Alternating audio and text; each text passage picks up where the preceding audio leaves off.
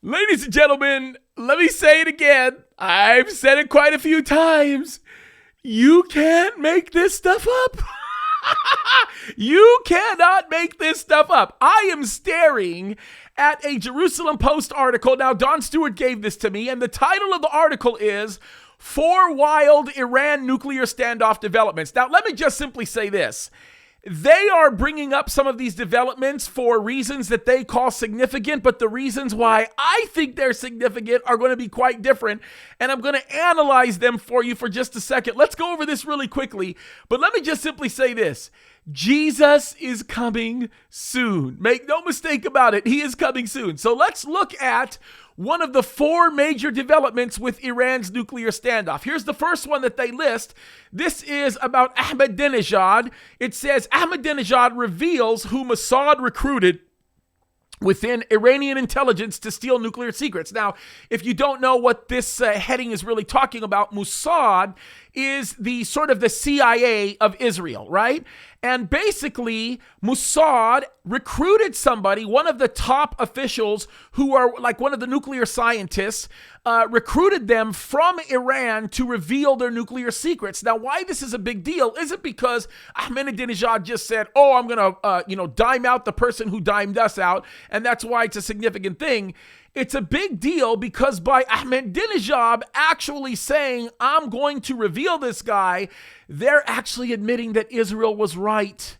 They're actually admitting that Israel was correct when they made the assertion in 2018 and even prior to that, that Iran was developing nuclear weapons contrary to the claims that they've been making. Now, that's a huge development for a lot of reasons. And there's a lot of analysis on that to come. I'll probably be providing some of that tomorrow, if not on Monday in the live show. And then here's another one. The second point that they bring up is impact of Biden-Putin summit on Iran-Israel nuclear standoff. By the way, I just talked about that in the live show that I did earlier today. I'll link it to this video. It's an important one. And folks, let me just simply say, Russia is going to be the one that's in control of all of this when they all choose to attack Israel, and this goes to show it. I talk a lot about this, but it absolutely is a major development in that we saw it yesterday. Biden basically said Putin wants to help with Iran, and in essence, they're going to pretty much let them. And then, of course, point number 3, delusional and bizarre Khamenei speech. By the way, the Khamenei speech that they're talking about is something that we will talk about a little bit. It relates to the upcoming election and why that's very significant. Matter of fact, I'll provide more analysis on that to come. I may talk about that on Saturday, but there is a lot to that, and it is a very interesting development. And here's the 4th development. The IAEA chief says no nuclear deal until after June 18 election. What June 18 election are they talking about?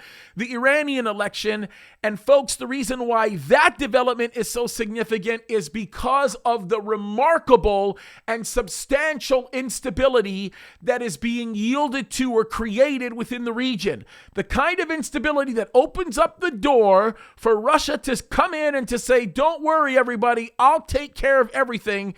Folks, we are watching Ezekiel chapter 38 literally begin to build up and to develop, and all that tells us is that Jesus Christ is coming soon. You can't make this stuff up. It's exciting stuff. More on all of this to come.